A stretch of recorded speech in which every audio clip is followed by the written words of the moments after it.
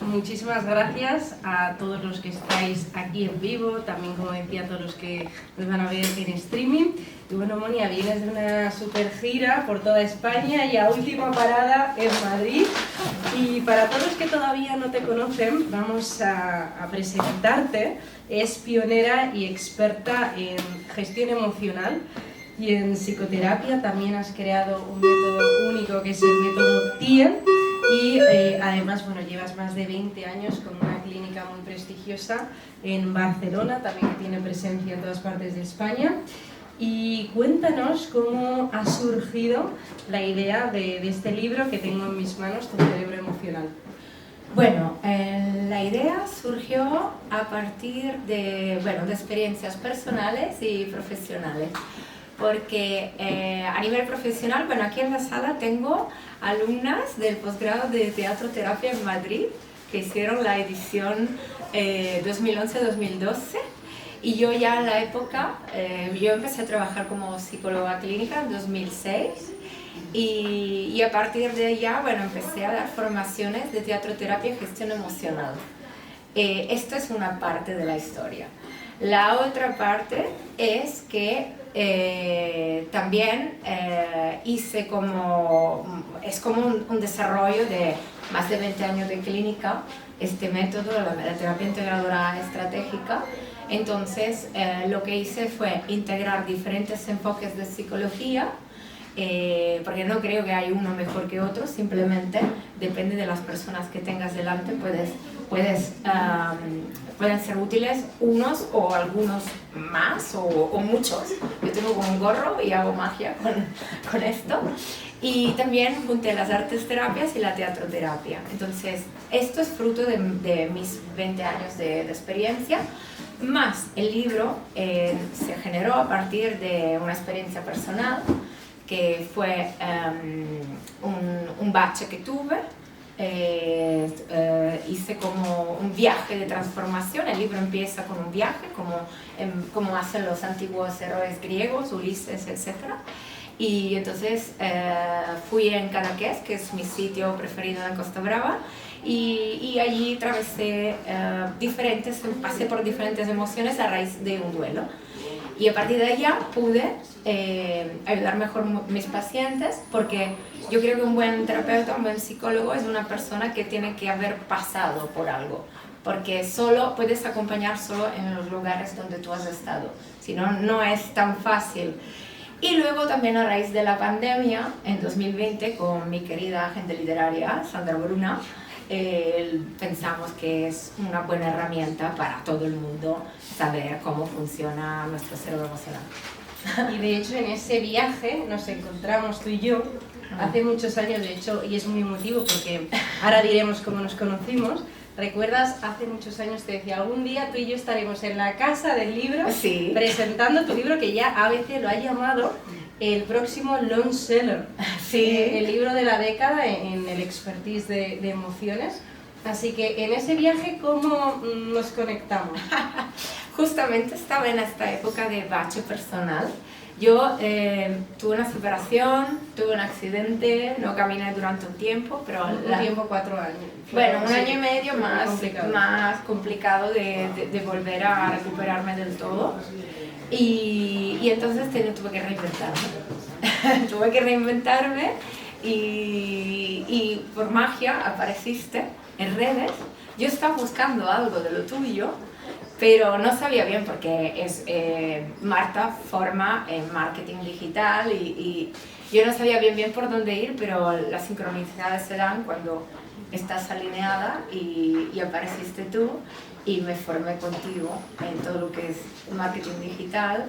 O sea, ella es precursora de todo lo de la pandemia, vaya, que nosotras nos conocimos hace muchos años y justamente lo que ha pasado es que Marta fue una visionaria en este ámbito y en la pandemia mucho más, o sea, nosotras nos conocimos en mi bache y tú apostaste mucho por mí Sí, para que se entienda, desde el negocio lo que hacemos es ayudar a otras emprendedoras y empresarias a lanzar y escalar su negocio. Justo recuerdo que nos llamaste para decir, oye, ¿cómo puedo seguir escalando mi negocio?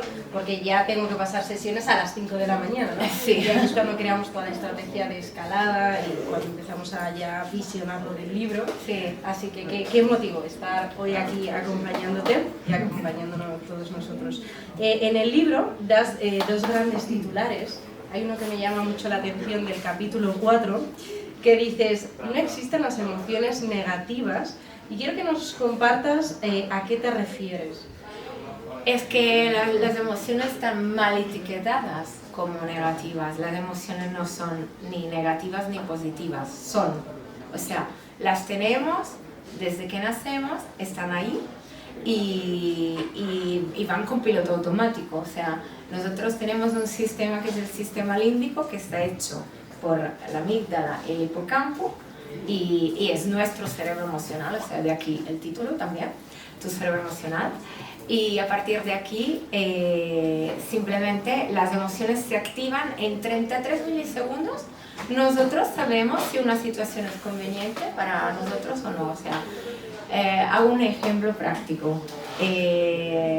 Cuando habéis conocido a alguien, a los primeros segundos os ha hecho como, esta persona me gusta o esta persona no me gusta y no sabéis por qué. Y eso tiene que ver con el cerebro emocional, porque el cerebro emocional se desarrolló a las épocas de cuando teníamos que protegernos de los dinosaurios y entonces nos teníamos que proteger de los peligros, entonces, o sí o no. Y ahora os hago una pregunta, vosotros cuando habéis escuchado vuestro cerebro emocional, ¿cómo ha ido? ¿Bien o mal? ¿Os ha ayudado? Normalmente mal. ¿Mal? Pero el cerebro emocional significa que te fías de tu intuición. Ah, no. Sí, la inteligencia intuitiva. Claro. Que habla el libro. Entonces, Bien. bien. ¿Y cuándo has dado una posibilidad a una persona que al principio decías que no y luego se le has dado qué? Falla A mí no, a mí me da echa igual. agua por todas partes. Claro, esto lo sabemos, comprobadísimo. Hay una frase que me encanta que dice, la intuición solo acierta el 100% de las veces. A ver. Así que está muy conectado con todo lo que estás compartiendo. Sí, y entonces las emociones funcionan así, nos indican el camino. O sea, o si tú las sigues y escuchas el mensaje que quieren darte, entonces te están dando un mensaje y pueden ser tus amigas. Tanto las mal etiquetadas negativas como miedo, rabia, tristeza, pero si no las escuchas, entonces allí empiezan los peligros. Interesante. El capítulo 5 me ha gustado mucho y arranca con una reflexión poderosa que dice, no somos máquinas pensantes que sentimos, somos máquinas emocionales que pensamos. ¿De qué forma nos podemos apalancar? Si nos puedes dar algún consejo de oro, de hecho en el libro hay como los consejos de oro, para que nuestras emociones nos ayuden realmente a crear la vida que deseamos. Bueno, ante todo, reconocerlas, identificarlas. Yo creo que están un poco, hoy en día, como algunas, también vivimos en una sociedad donde tenemos que ser felices a toda costa, tenemos que mostrar nuestra carita siempre buena y feliz, y entonces lo que es incómodo, como tristeza, rabia y miedo, lo escondemos o no lo queremos escuchar, pero no son negativas, son incómodas. Entonces, primero identificarlas en el cuerpo. Una vez que las identificamos, ya hay señales, como por ejemplo, cuando alguien no nos gusta y pasa algo en nuestro cerebro emocional, o cuando hay una situación de peligro. Aquí tenemos 3 cerebros, hay uno que está aquí, el cerebro emocional, luego tenemos el corazón tiene un campo magnético de 2 metros, entonces mi campo magnético y tú ahora estamos súper conectados y van bien, es señal positivo, pero tenemos que hacer caso también a esto. Y luego tenemos otro cerebro que es aquí, que es la panza. Entonces también esto nos dice si una situación o una emoción nos está dando un mensaje. Y a partir de aquí identificar, yo digo cabalgar las emociones duran 1 minuto máximo. O sea, si tú abrazas la rabia, si tú abrazas la tristeza o lo que sea y las cabalgas, no se cronicizan en enfermedades como psicológicas, que hoy en día la ansiedad y la depresión son las enfermedades del siglo, y también psicosomática y física. O sea, sabemos, por ejemplo, que una rabia que se inhibe, perdón, a veces me sale el italiano, el catalán y todo. La mezcla, claro. Entonces, una emoción como la rabia que se inhibe puede generar lo que se llama bruxismo. Yo como psicóloga, por ejemplo, trabajo cuerpo y mente, y entonces lo que hago es desbloquear el bruxismo. Mejor expresar la rabia, cabalgarla. Yo doy muchos ejercicios prácticos en el libro, también hay casos que he tratado con mi método, que allí estar aguantando, por ejemplo, una situación que no nos gusta, un jefe que nos está haciendo la vida imposible, una pareja que no funciona o lo que sea, y así todas las emociones doy como ejercicios muy prácticos para poder cabalgar, abrazar las emociones y vivir felices de manera exitosa. Qué interesante. ¿Cómo has nombrado la tristeza, rabia? ¿Cómo lo definirías? Estas emociones, y también por qué nos encallamos, porque cuando has dicho es un minuto, ¿no? Muchas nos hemos quedado como, ¿cómo que un minuto? O sea, cuéntanos, ¿sabes por qué? Sí, muchas veces te quedas encallado en esa emoción que sabes que no te está ayudando, pero no puedes salir de ahí, o crees que no puedes. Vale, el tema es que si yo intento tapar la emoción, yo más quiero decir, mira, tú aquí, más se me escapa por otros lados. Las emociones son como las olas del mar, ¿no? Vienen y se van. Pero la tristeza, si yo en cambio de llorar inhibo la tristeza, se cronifica y se desarrolla en depresión. Entonces lo mejor es llorar. Estamos programados para llorar 100 litros de lágrimas al año. O sea, wow. Sí. Que se dice pronto. Sí. 100 litros. Entonces, ¿qué pasa? Cuando lloramos, expulsamos sustancias tóxicas para el cuerpo que en realidad nos ayudan a tener, cuando habéis llorado, tenéis sensación de alivio, de vacío. Totalmente, de ¿Sí? letting go, dejar ir. Sí. Sí. Entonces, cuando dejas ir, ya está, fluyes, la tristeza te permite integrar lo que es una pérdida de cualquier cosa. Puede ser la pérdida de familiares, puede ser la pérdida de un trabajo, puede ser...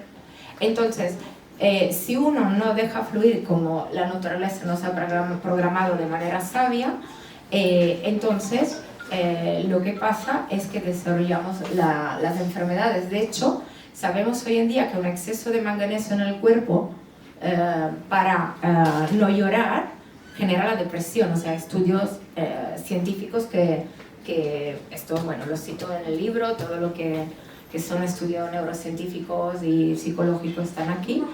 Y entonces mejor llorar que no llorar, y luego hacer una buena gestión. Yo lo que digo siempre es, una vez que hayas llorado, en cambio de preocuparte, te ocupas y vas a hacer algo agradable. O sea, una vez que hayas llorado, ponte a hacer tu hobby preferido, ponte a escuchar música que te guste, ves a pasear, que pasear tiene que ver con, justo hoy lo hablamos, ¿no? El deporte te ayuda a subir los 4 acordes de la felicidad, que son serotonina, dopamina, ahora se van porque estoy emocionada, bueno, todo lo que acaba en ina. Los más importantes, la oxitocina. La oxitocina, claro. Entonces, la idea es, si cabalgamos las emociones podemos estar mejor y prevenir enfermedades. Si no, es lo que pasa. Y así con las otras, ¿eh? La rabia, bueno, ya lo he dicho. El miedo tiene doble filo. Háblanos del miedo, porque también hay otra reflexión que me gusta mucho que dice, hazlo a pesar del miedo. ¿De qué forma nos está condicionando? Pero yo creo que muchas veces no somos conscientes de lo que dejamos de vivir, de sentir, de amar y de disfrutar por el miedo. Y danos algún consejo de oro, que ya eres famosa por tus consejos de oro, respecto al miedo y que no nos paralice. ¡Ay! Good question. No, está bien, está bien. Ante todo, el miedo desactiva el neocórtex. O sea, cuando tenemos miedo, ya no pensamos. Se dispara el sistema límbico, nos está avisando que hay un peligro que puede ser real o imaginario. Entonces podemos hacer diferentes cosas, o hacernos vencer por el miedo, o decir, vale, vamos a abrazar este miedo, qué mensaje tiene para mí, qué me está diciendo, lo voy a hacer amigo y voy a ver qué hay detrás.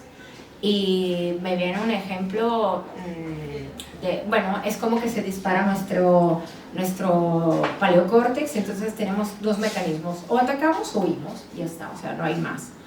En este caso, me viene por la cabeza la pandemia, que es recién, y muchas personas, millones de personas, se han hecho paralizar por el miedo.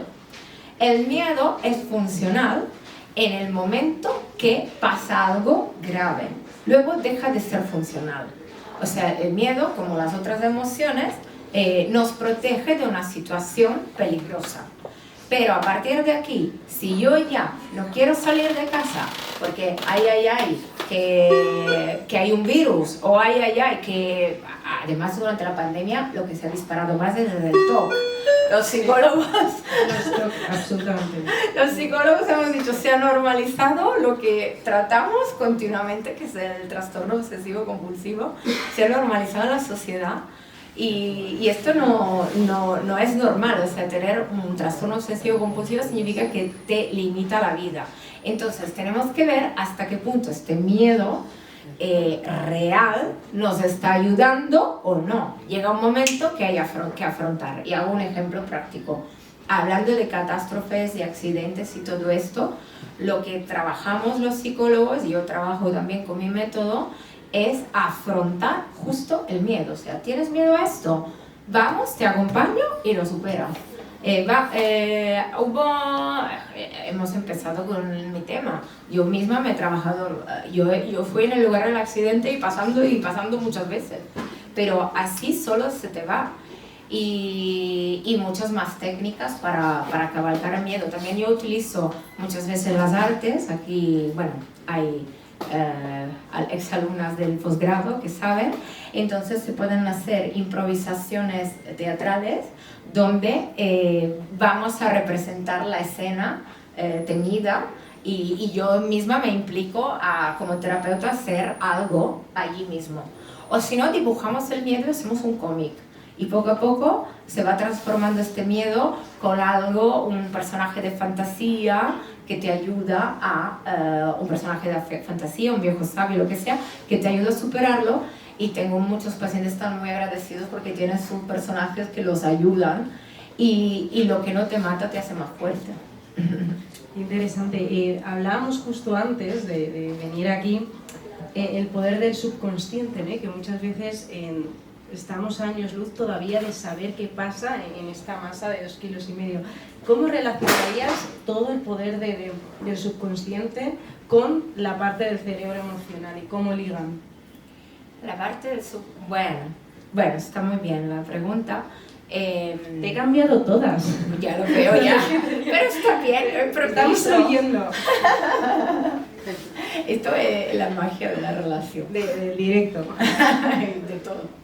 Entonces, claro, el subconsciente siempre está presente.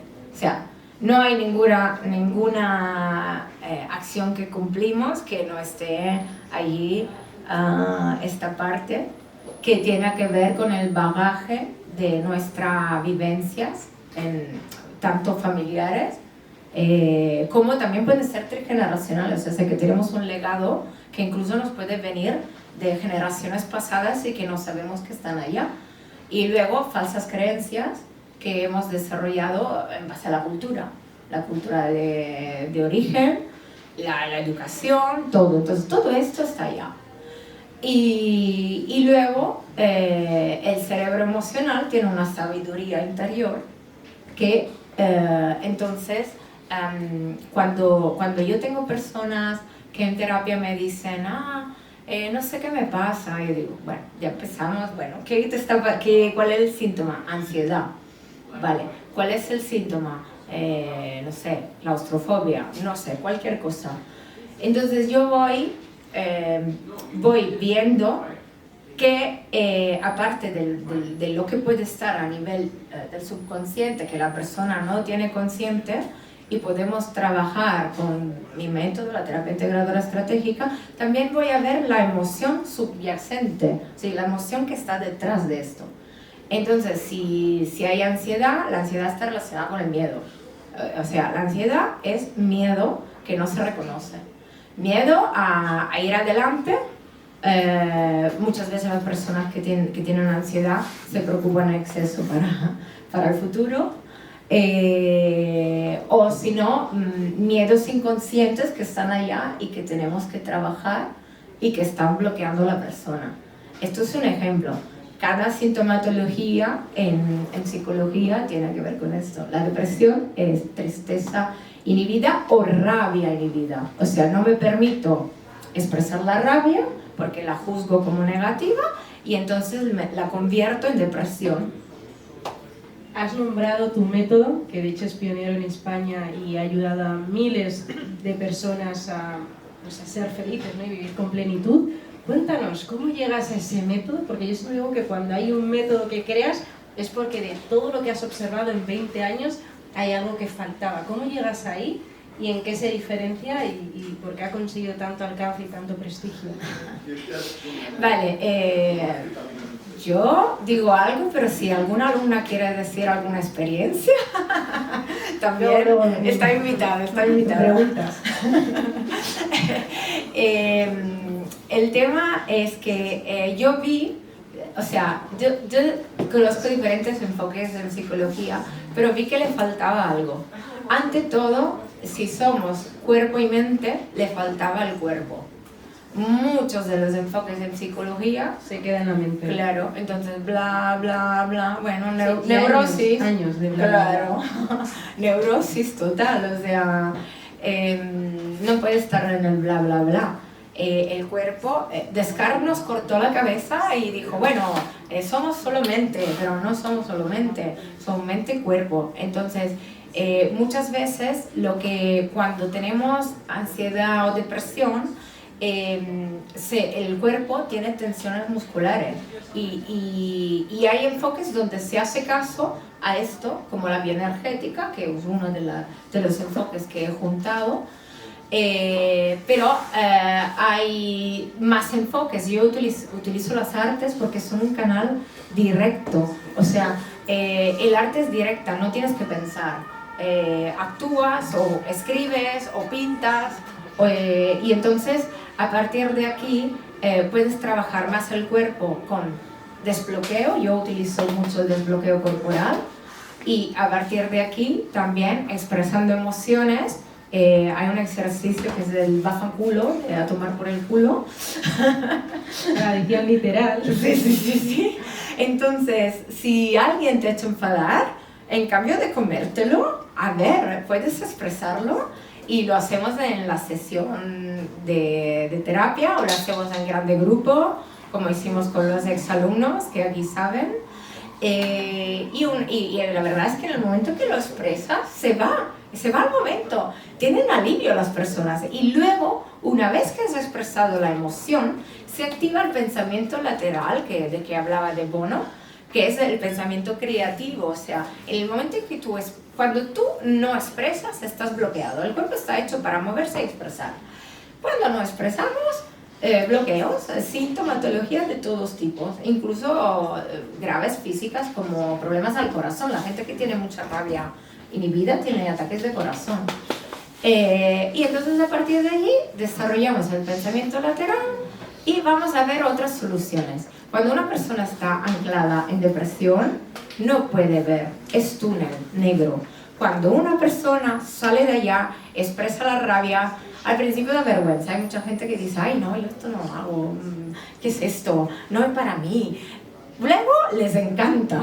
Y luego entonces a partir de ahí digo, bueno, ahora hacemos una listita de soluciones que podrías encontrar pintando de colores diferentes, o sea, cogiendo, el de Bonnet decía, coge un sombrero de diferente color y qué solución tendrías para esto. Esto es un ejemplo, yo hago una listita y luego, no sé, nos ponemos a hablar con la persona que le queda pendiente una conversación. Yo siempre me implico, no estoy nunca fuera. De hecho dicen que cuando hay un problema es que hay una conversación que queda pendiente. De hecho has nombrado, en el libro das muchísimas claves, pero vamos a profundizar en el pensamiento lateral, porque creo que es una clave muy sencilla para el día a día y que puede ayudar a muchísima gente de cómo podemos utilizar ese pensamiento lateral cuando algo nos está generando emociones que nos hacen sufrir.